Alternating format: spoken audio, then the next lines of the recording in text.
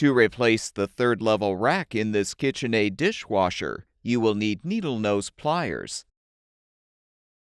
Pull out the third level rack, then open the front rack stops and fully remove the rack.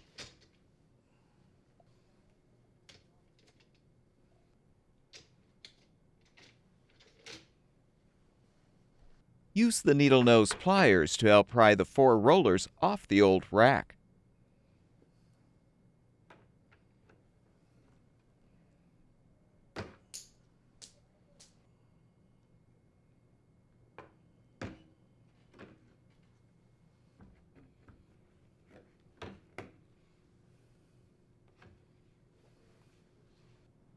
To prepare the new third level rack for installation, align all 4 rollers and snap them into place.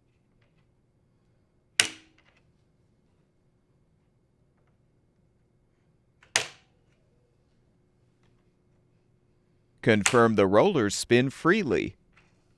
Then align the rollers on the rails, slide the new rack in, and close the front rack stops.